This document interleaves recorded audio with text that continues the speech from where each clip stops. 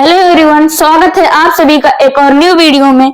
इस वीडियो में हम एक और इंटरेस्टिंग स्टोरी रीड करेंगे जिसका नाम है a father and his four sons. A father and his four sons. So उससे पहले बता दूं कि यदि आप मेरे चैनल पर नए हैं तो प्लीज मेरे चैनल को सब्सक्राइब कर लीजिए और वीडियो को लाइक करके चैनल को सब्सक्राइब कर दीजिए। तो बिना ज्यादा टाइम बिताते हुए चलिए स्टोरी को रीड करना स्टार्ट करते हैं। A father and his four sons. देखिए, आ फादर, आ मतलब होता है, इसको हम आ भी पढ़ सकते हैं या एक पिता और हिज फोर सन्स और उसके चार बेटे। एक पिता और उसके चार बेटे। सन मतलब क्या होता है? बेटा। सन का प्लूरल फॉर्म बेटे हो जाएगा या इंग्लिश में sons. There was a man. There was a man. देखिए, देयर यहाँ पे सब्जेक्ट के तौर पे के लिए यूज किया गया है, लेकिन यहाँ पे हम देयर का मीनिंग नहीं निकालेंगे। देयर वॉज अ मैन, एक आदमी था, हु हैड फोर सन्स, जिसके चार बच्चे थे। हु हैड यानी कि जिसके पास था, फोर सन्स जिसके पास फोर सन्स थे यानी कि बेटे थे। He wanted his son to teach, not to judge things too quickly. He wanted, वह चाहता था, his son, अपने बेटे को, to teach, सिखाना, वह अपने बेटे को सिखाना चाहता था, not to judge, जज नहीं करने के लिए।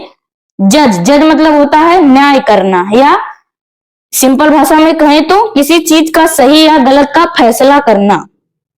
वह अपने बेटे को सिखाना चाहता था, नॉट टू जज थिंग्स टू क्विकली, चीजों को क्विकली मतलब क्या होता है? टू मतलब बहुत, क्विकली मतलब जल्दी से, बहुत जल्दी से जज नहीं करना चाहिए। किसको? थिंग्स को, चीजों को।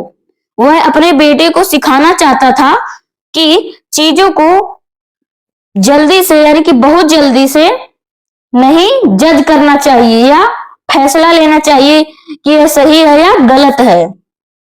सो इसलिए he sent them to look for a pear tree. So इसलिए वह, ही मतलब वह, सेंट देम भेज दिया, देम मतलब उन्हें, सेंड का सेकंड फॉर्म हो जाता है सेंट, इसलिए वह भेज दिया उन्हें, to look for a pear tree, to look यानी कि देखने के लिए, फॉर अ पीयर ट्री, एक नाशपाती का पेड़। पीयर ट्री मतलब क्या होता है? नाशपाती का पेड़।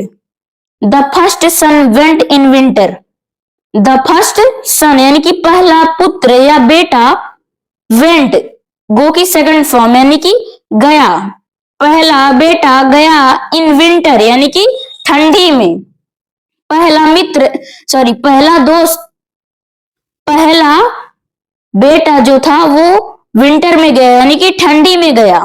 द सेकंड इन स्प्रिंग, और दूसरा स्प्रिंग में गया, वसंत में। द थर्ड इन समर, और तीसरा गर्मी में। एंड और द यंगेस्ट सन, और सबसे छोटा बेटा, इन ऑटम, पतझड़ में। When they returned, when they returned, जब, व्हेन मतलब जब, दे मतलब वे, जब वे रिटर्न यानी कि लौटे, रिटर्न की सेकंड फॉर्म रिटर्न, जब वे लौटे। He asked to describe, he asked यानी कि वह कहा। यहाँ पे देखिए, आस्क मतलब होता है पूछना, लेकिन कहना भी हम किसी बहुत सेंस में यूज करते हैं। ही आस्क्ड टू डिस्क्राइब, वह कहा, कौन कहा? पिता। टू डिस्क्राइब वर्णन करने के लिए। डिस्क्राइब मतलब क्या होता है? डिस्क्राइब मतलब वर्णन। वह डिस्क्राइब करने के लिए कहा, व्हाट दे हैड सीन, जो वे देखे हैं। द फर्स्ट सन सेड यानी कि पहला पुत्र कहा, सेड यानी कि कहा। दैट की, दैट मतलब हिंदी में की, पहला पुत्र कहा कि द ट्री वॉज अगली यानी कि पेड़, वाज अगली, पेड़ बदसूरत था। अगली मतलब क्या होता है? अगली मतलब बदसूरत, पेड़ बदसूरत था। बेंट मतलब मुड़ा हुआ, पेड़ बदसूरत और मुड़ा हुआ, और ट्विस्टेड मतलब टेढ़ा मेढ़ा, ट्विस्टेड मतलब टेढ़ा मेढ़ा और टेढ़ा मेढ़ा था। पहला बेटा कहा कि पेड़ बदसूरत, मुड़ा हुआ और टेढ़ा मेढ़ा हुआ था। द सेकंड सेड यानी कि दूसरा पुत्र कहा, it was covered with green birds. It was covered यानी कि यह ढका हुआ था। इट वॉज कवर्ड यानी कि यह पैसिव वॉइस सेंटेंस है, वॉज के साथ वर्ब की third form. It was covered यानी कि यह ढका हुआ था, कवर मतलब ढकना, कवर की थर्ड फॉर्म ढका हुआ था। यह ढका हुआ था with green birds, Hare Hare, green मतलब क्या होता है हरा, बर्ड्स, बर्ड्स मतलब होता है कली, वह हरे कलियों से भरा हुआ था, यह ढका हुआ था। The third son disagreed. The third son यानी कि तीसरा बेटा डिसएग्रीड, डिसएग्रीड हो गया, जो तीसरा बेटा था वो असहमत हुआ इससे कि ही सेड वह कहा, it was the most beautiful thing. वह कहा कि यह सबसे ब्यूटीफुल यानी कि सुंदर थिंग चीज थी। वह कहा कि यह सबसे सुंदर चीज थी। लेडन, लेडन मतलब लदा हुआ, जो लदा हुआ था विथ ब्लॉसम्स, ब्लॉसम्स से, ब्लॉसम्स मतलब फूल, खिले हुए सुंदर फूल, जो खिले हुए सुंदर फूलों से लदा हुआ था। दैट स्मेल्ड सो स्वीट, जो महका, स्मेल्ड मतलब महका, सो स्वीट बहुत प्यारा, जो बहुत प्यारा या मीठा, जो बहुत मीठा महका। The last son disagreed and said. The last son यानी कि आखिरी सन यानी कि बेटा डिसएग्रीड असहमत हुआ, एंड और सेड और कहा, इट वॉज राइप और यह पका हुआ था। राइप मतलब होता है पका हुआ। जो लास्ट या फोर्थ सन था वो डिसएग्रीड हो गया, असहमत हो गया और कहा यह पका हुआ था, एंड और ड्रॉपिंग झुका हुआ था फलों से।